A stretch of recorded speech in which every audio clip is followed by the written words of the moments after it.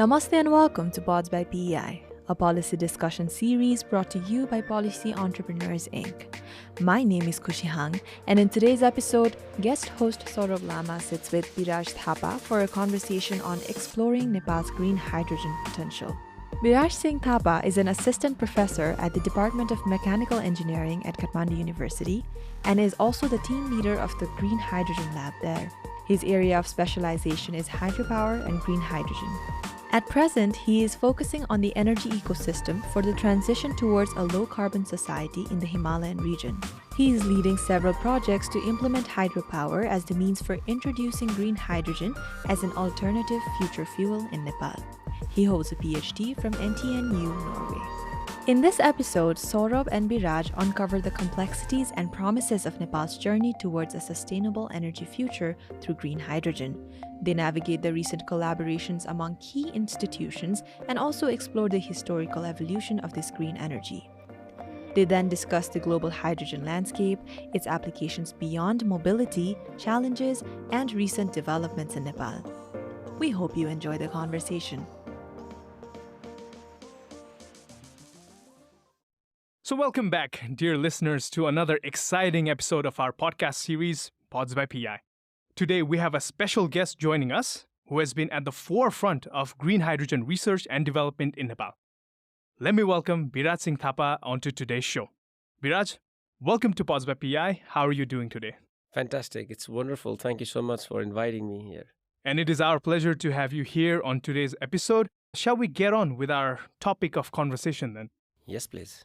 So before we dive into our conversation, let me first congratulate you and the Green Hydrogen Lab at Kathmandu University, Nepal, for their recent letter of understanding with Team Hydrogen at NTNU, Norway, that no doubt opens up new avenues for academic and research activities on hydrogen for energy transition and green growth. So, let's bring our listeners up to speed on the significance of this collaboration. To start, what does the exchanging of these letters of understanding mean for Nepal? What exciting opportunities and possibilities lie ahead? I belong to university, and the main work of university is to create knowledge. And to create knowledge, we need to do core research. And Norway is one of the forefront university in Europe. They are leading the research on energy transitions. They are leading research on future fuel. And they are leading research on hydrogen. So to bring the knowledge, to develop the human resources and the capacity in Nepal, we need to collaborate who are leading the ways. And this letter of exchange is the door for Nepal and Kathmandu University to step into the energy transition, to step into the carbon neutrality of our country, and to bring the new knowledge for the development of our country with the hydrogen and the energy that we have, hydropower. So now let's take a journey through the history of hydrogen energy.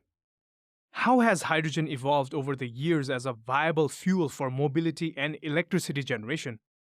Please help us understand on the progress that has been made. Hydrogen is the tiniest element, and it's not just tiniest, it's one of the oldest elements that humanity has known. The first hydrogen molecule was discovered in 1780s, long way back, and the electrolysis of water, which is the primary way of producing hydrogen or the green hydrogen, that splitting of water into hydrogen and oxygen was done in 1800, so more than 223 years ago. So it's a long journey since 1800 to 2023. The hydrogen has found its use in the multiple sectors.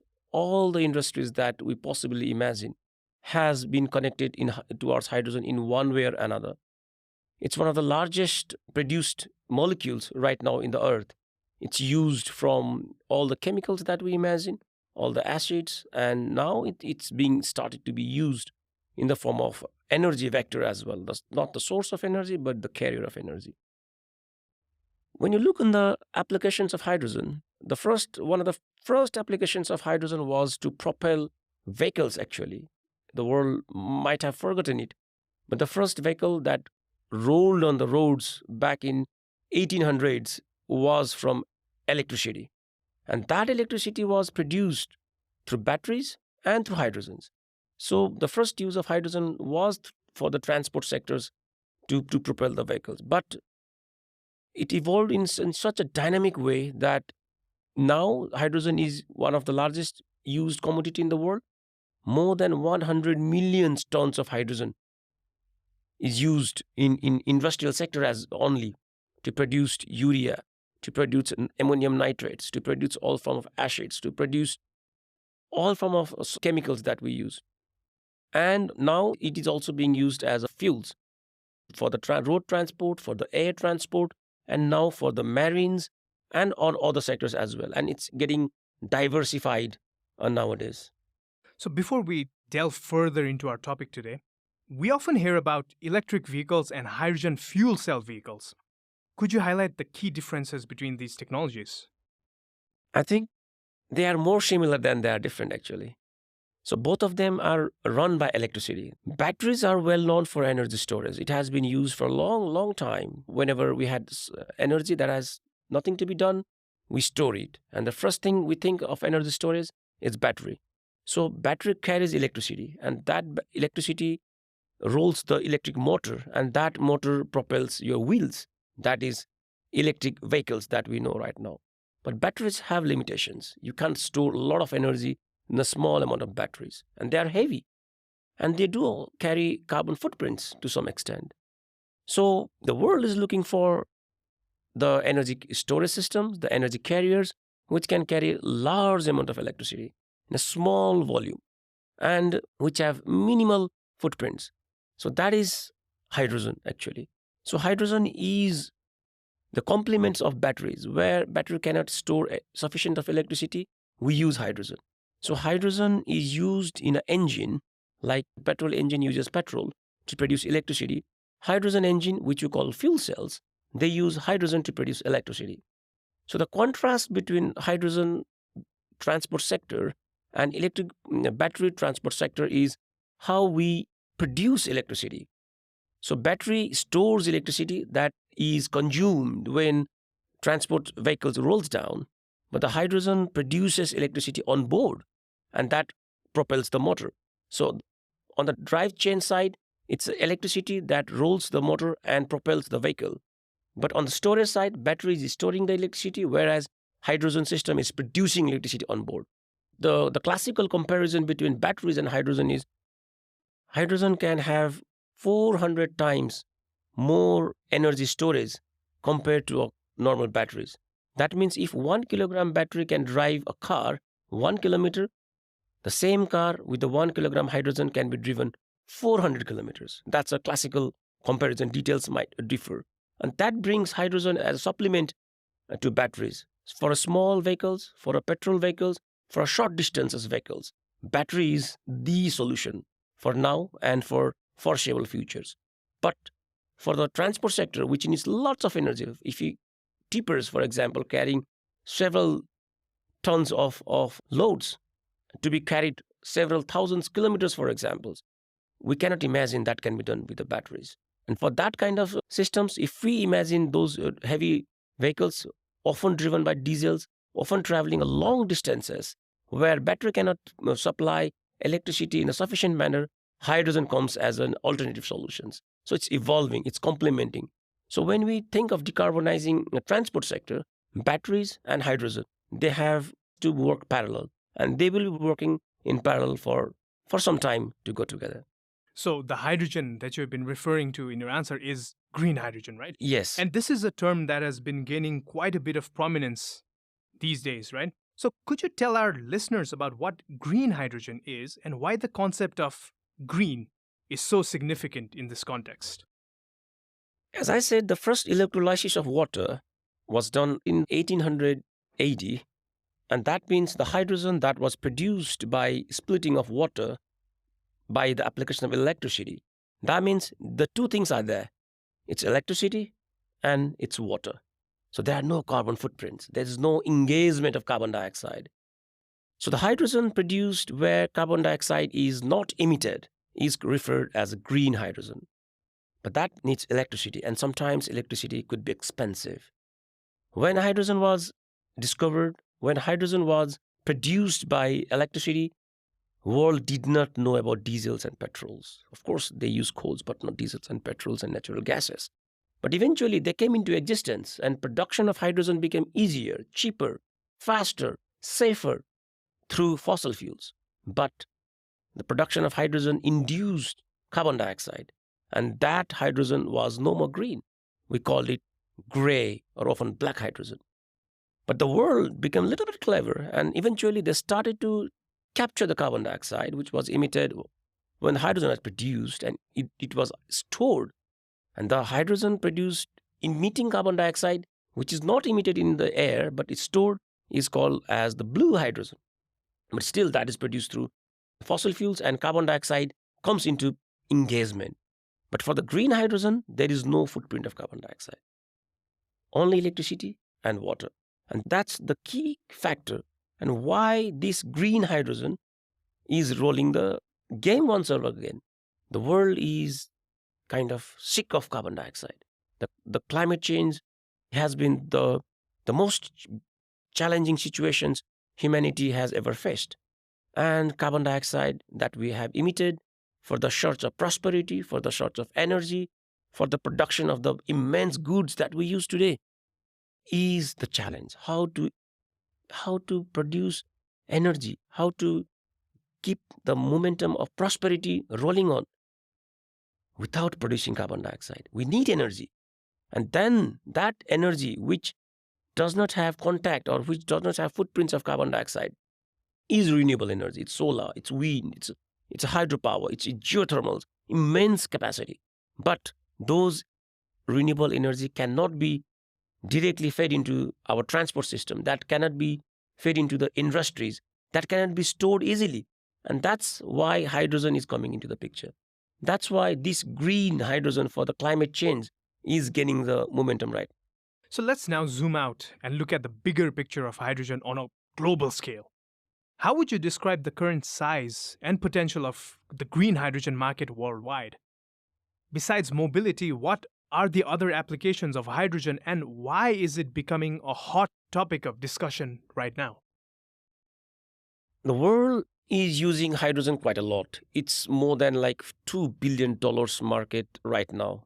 It's not big as compared to the oil and gas, but still quite a lot. And lots of industries are hanging around the hydrogen. But only 4% of hydrogen that is used worldwide right now is produced by the green methods, that are the green hydrogen. And there are so many subsidiary companies. Like, as I said, hydrogen are needed for all kinds of ammonia production, all kinds of fertilizer production, all kinds of steel productions, all kinds of chemicals that we use needs hydrogen as a fundamental element. And 96% of those hydrogen is produced by fossil fuels. And that means they are producing immense carbon dioxide. So the challenge is to keep on industrial production rolling on, but without having the carbon footprints. That means green hydrogen, that's splitting water with electricity where carbon dioxide does not come into any interaction. That's why existing feedstock industries, existing market needs immense amount of hydrogen. And to decarbonize those industries, we need to switch from the gray or blue to green hydrogen. That is kicking on. But it's not the existing market that needs hydrogen. If you look at the future market, it has been projected by 2050, the global market of green hydrogen or the hydrogen will be more than $12 trillion. $12 trillion is a big market. And that is driven by the decarbonization goals, the net zero carbon goals that the world is looking at by 2040 to 2050. And Nepal also have declared by 2045. So that political push, which wants to stop the emission of the carbon dioxide without compromising the energy needs, without compromising the prosperity of the society that has been standing upon the energy and products, we need alternatives. So it's not about today we talk how much the global demand and the global need of hydrogen is. It's about tomorrow where energy transition goals has to be met. And hydrogen is evolving as a future fuel. It's evolving as a political fuel. The politics which is aimed towards net zero carbon goals. The politics which is trying to keep a pause on our fossil fuels use is pushing the hydrogen. That is opening the bigger business market. And the business people who are investing or who have invested quite a lot on fossil fuels wants to pull back their money, stop more production, and switch that business investments towards hydrogen for the future market. So now let's shift our focus back to our country. So, considering Nepal's recent focus on electric mobility and the progress that we have made in that area, one might wonder if green hydrogen has been left behind. So, what are your thoughts on this? In retrospect, does it not seem like, and excuse the pun here, that green hydrogen has quote unquote missed the bus in Nepal, so to speak? Yes, Nepal has missed several buses. Of course, hydrogen is not to be surprised. But still, Nepal is not quite back on these goals.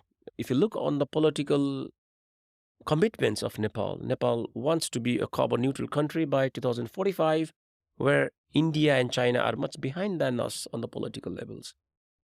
So that has brought us on a debate. How will we achieve that net zero carbon goals? We use so much of fossil fuels. So more than 20% of our annual budget goes on import of fossil fuels. That means we need to have an alternatives to them. So all the industries and future industries in Nepal should be decarbonized. So that means we need to have, we see lots of opportunities in Nepal as the application of green hydrogen. And beyond that, Nepal being a very hydro-rich country, and Nepal being a glacier-melted water from Himalayan country, we have an immense possibility to produce hydrogen.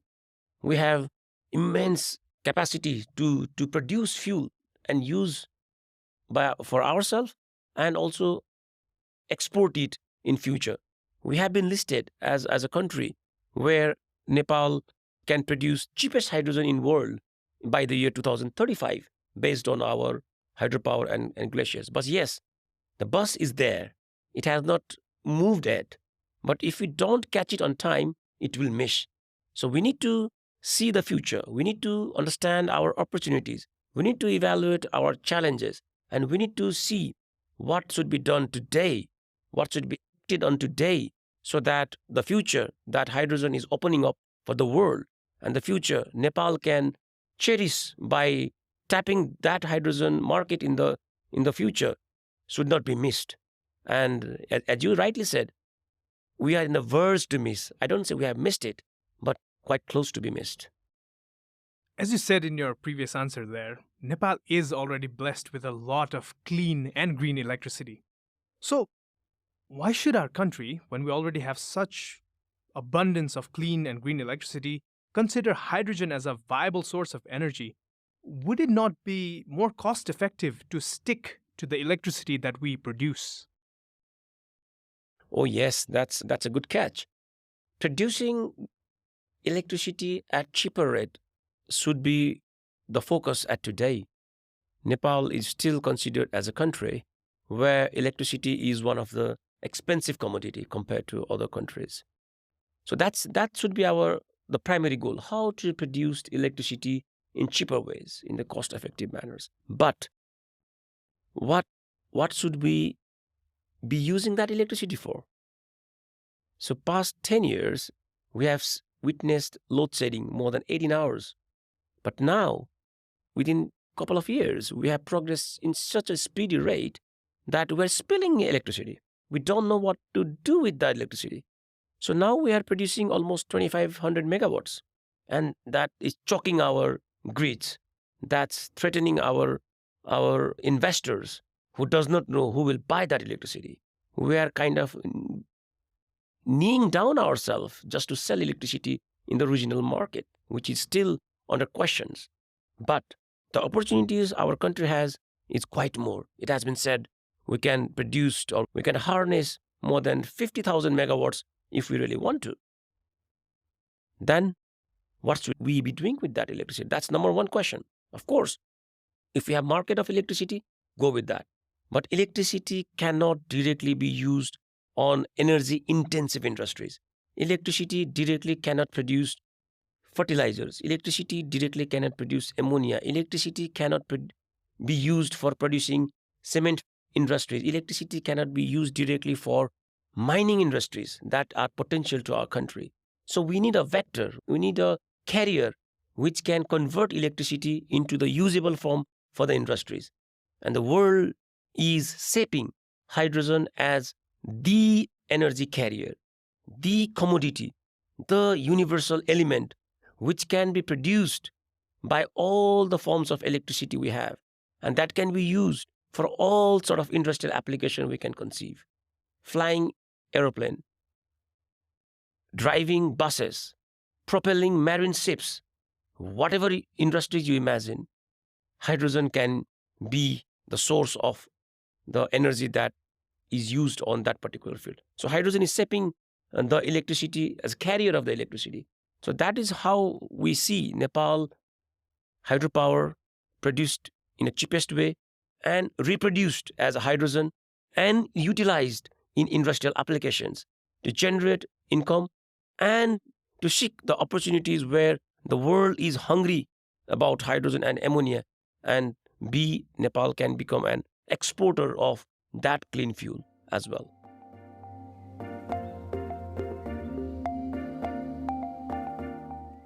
Hi there, this is Soumitra Nepane from Policy Entrepreneurs Inc.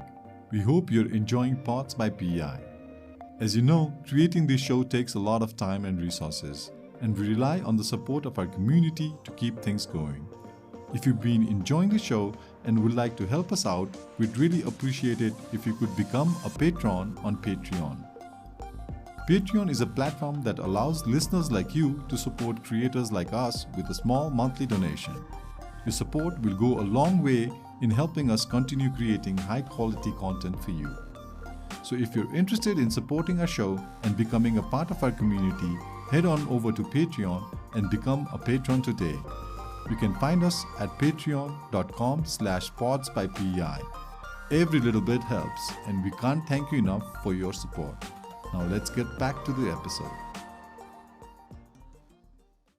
So now let's shift our focus to the logistical sides of things, right? So hypothetically speaking, if we do manage to get the production of green hydrogen in Nepal going, would you not consider the transportation of hydrogen as a massive challenge?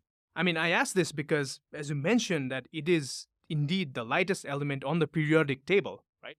So how would we tackle this logistical challenge, especially in our diverse terrain where transportation costs are already a concern for many Nepali projects?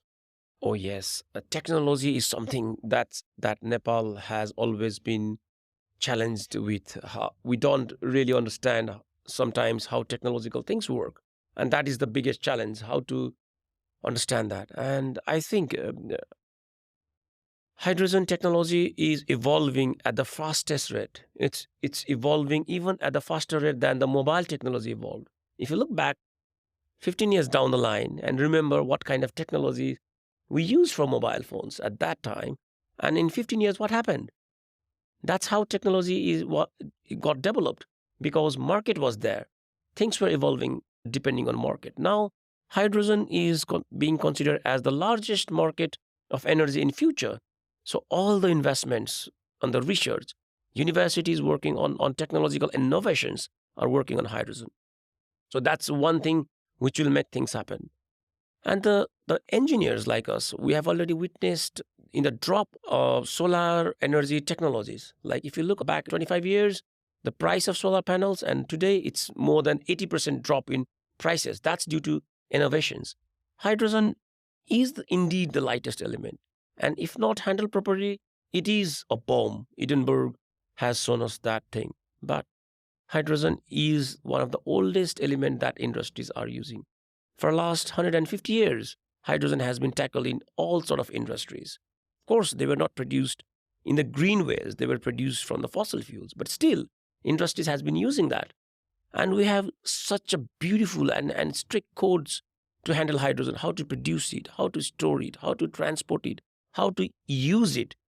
And there are not much accidents that we have faced based on the amount of hydrogen that is being used in industries, because it has evolved in such a strict way. But the challenge is how to bring that technology to the general public who are not exposed to it.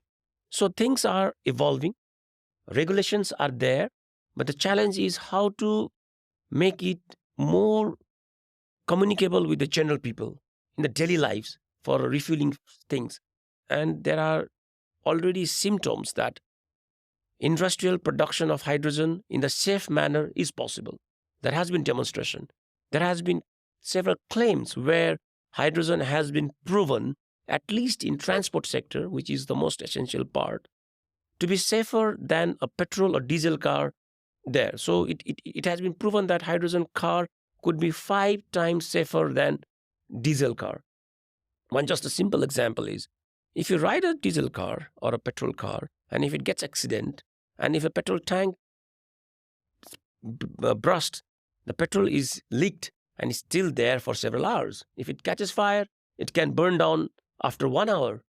If you use hydrogen car, and if it like gets accident and the hydrogen, the tank leaks up, the hydrogen will be, because of the such a tiniest element, it leaves the vehicle within fraction of minutes.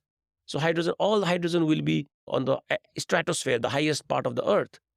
So that means hydrogen and the technologies are being evolved where the hydrogen is deliberately leaked before it catches fire, and then it is leaked to the atmosphere. So there is no chance of hydrogen getting exploded now.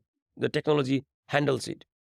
So yes, of course, hydrogen is difficult, it's a challenging, but technology and trainings, the awareness, we need to be trained. Once upon a time, when the first kerosene came into the market, it was like a bomb because there were several accidents. And slowly people started to get familiar and they knew how to handle it. And it was accustomed.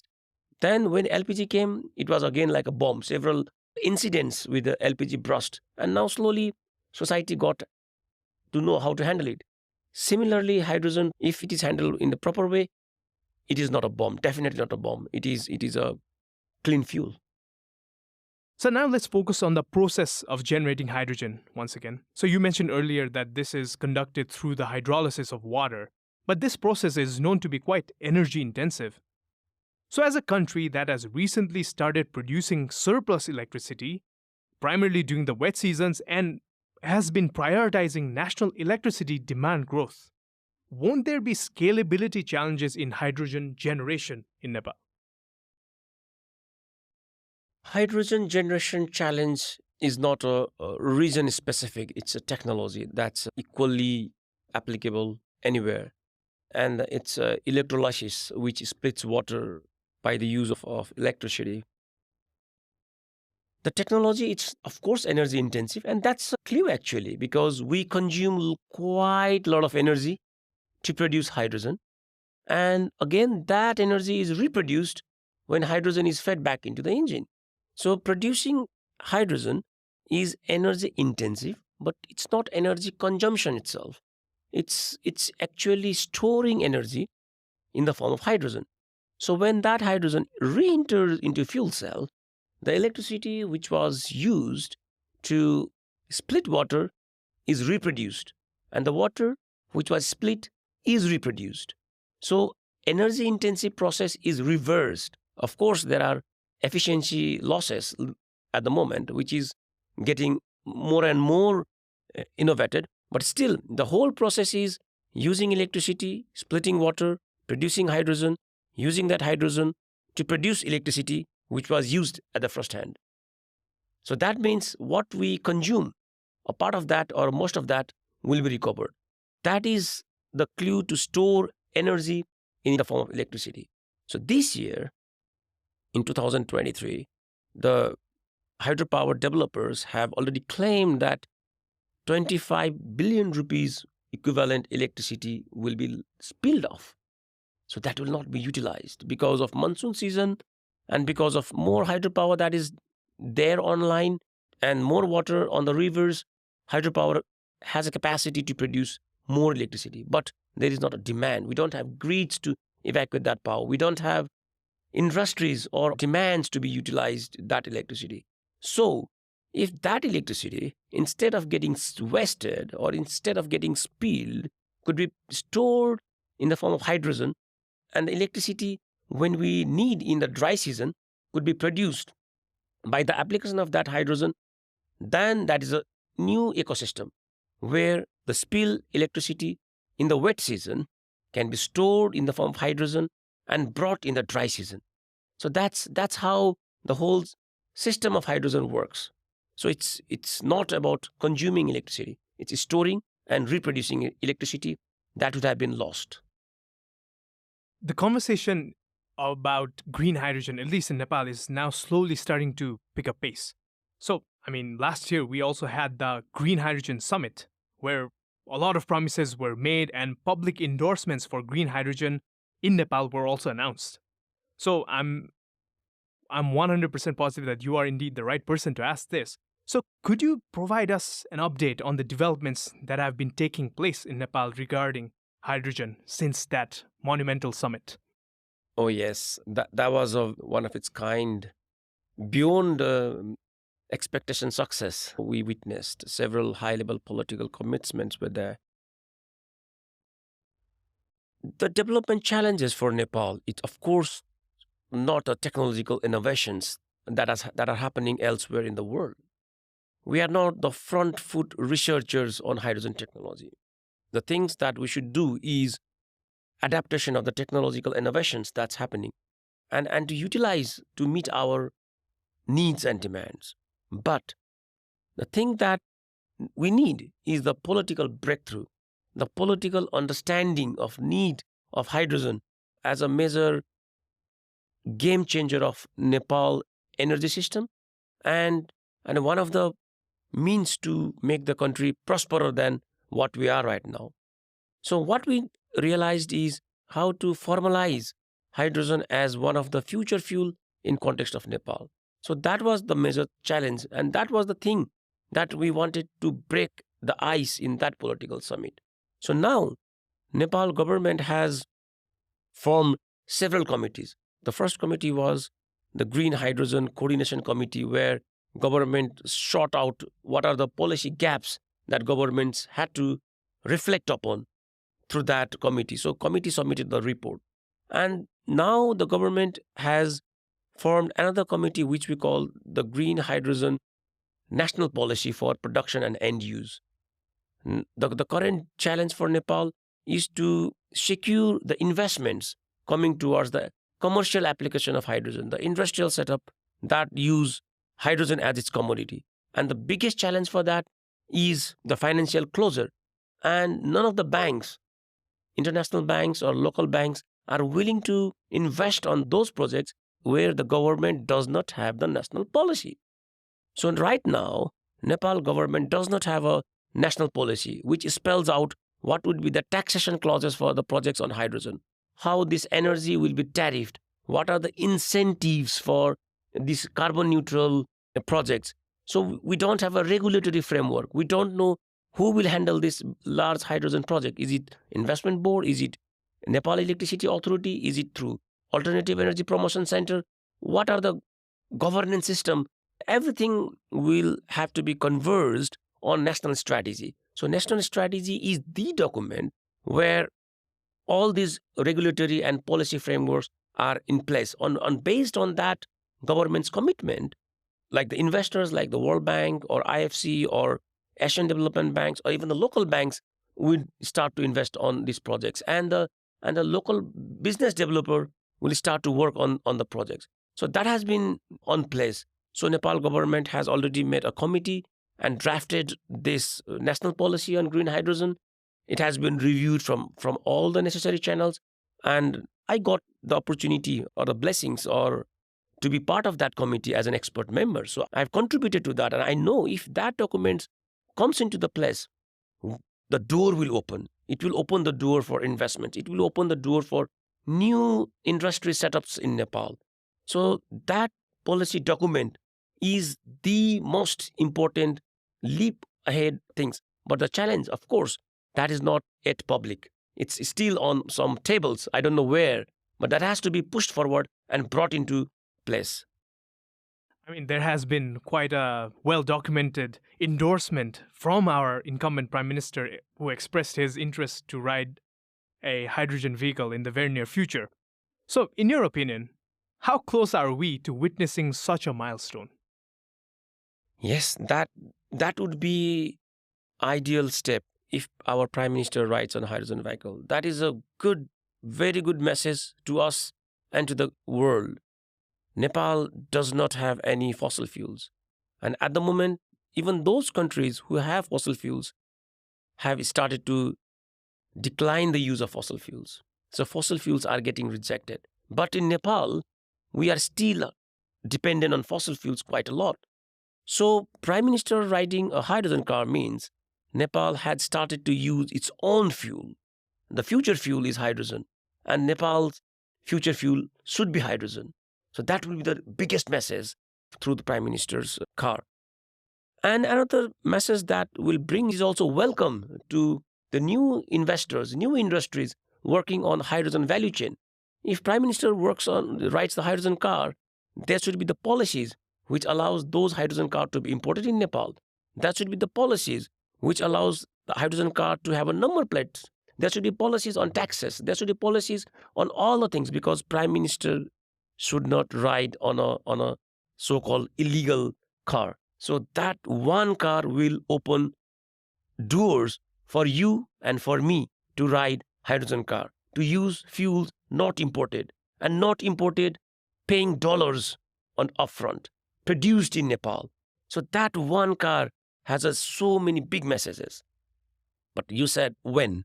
That's difficult challenges Nepal is facing. The political commitments is not new things, but the applications of those political commitments or realization of those political commitments is a challenge. So our effort or our push is to keep reminding those political commitments and try to push the political systems to realize it. And I don't know when Prime Minister will ride that car, but I'm trying to lead the project at Kathmandu University, where we have been collecting resources to build the first hydrogen refueling stations inside university premises, to bring the first hydrogen fuel cell car to be used inside university, just to show how the system works. And we expect that to happen within a couple of months. It's rolling on. And you may not believe. And the funding for that project is given through Nepal Oil Corporation.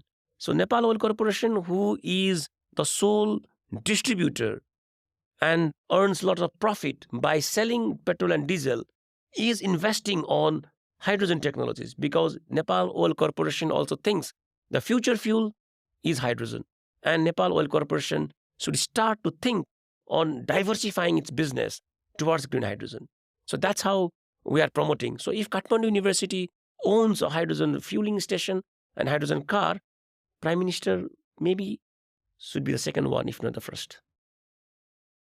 And as we wrap our conversation today, are there any messages that you'd like to share with our listeners regarding the potential of green hydrogen in Nepal and its significance for our sustainable future?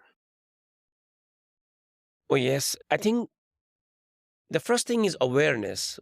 The general public should be aware what are our challenges and opportunities to make sure that our children wants to live and work in Nepal.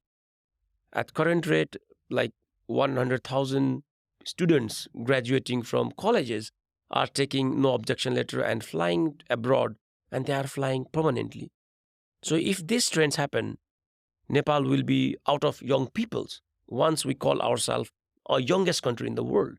But now after a couple of years, all the young people going abroad and settling there, having their babies raised in foreign countries, Nepal will be very soon old country and without employments, without good life, a very unrealistic country or unrealistic place to live. But we have an opportunity with this evolving fuel as a green hydrogen. If we are able to tap these resources, if we are able to establish new industries, if you are able to export part of it to the region and the world, the revenue that we get is one thing. But the industries and the transport and other sectors, which will save quite a lot of money to import fossil fuels, is another thing. So that will build up an ecosystem where we can create employments, where we can create good education system, where we can create good health system and make our country livable for us, for our children, and those who have already left our country, bring desire in their minds and heart to be back. So that's the message I have. And with that, we have come to the conclusion of today's episode. Thank you so much, Biraj, for joining us today and sharing your insights on green hydrogen. Thank you so much. It has been my pleasure, my passion to talk about hydrogen, to research on hydrogen, and to communicate to general public in an understandable manner about hydrogen. Thank you so much. And thank you once again for what has been a very fascinating conversation indeed. And we look forward to witnessing the progress of Nepal's green hydrogen initiatives. And with that, folks, we come to the end of today's episode. We'll be back same place, same time, with another brand new episode of Pods by PEI.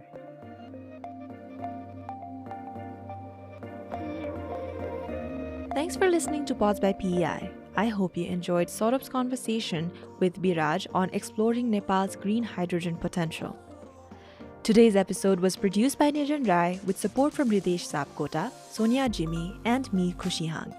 The episode was recorded and edited by Ridesh Sapkota, and our theme music is courtesy of Rohit Shakil from Zindabad. If you liked today's episode, please subscribe to our podcast. Also, please do us a favor by sharing us on social media and leaving a review on Spotify, Apple Podcast, Google Podcast, or wherever you listen to the show. For PEI's video-related content, please search for Policy Entrepreneurs on YouTube. To catch the latest from us on Nepal's policy and politics, please follow us on Twitter at tweet2PEI. That's TWEET followed by the number 2 and PEI. And on Facebook at Policy Entrepreneurs Inc. You can also visit pei.center to learn more about us. Thanks once again from me, Khushi. We will see you soon in our next episode.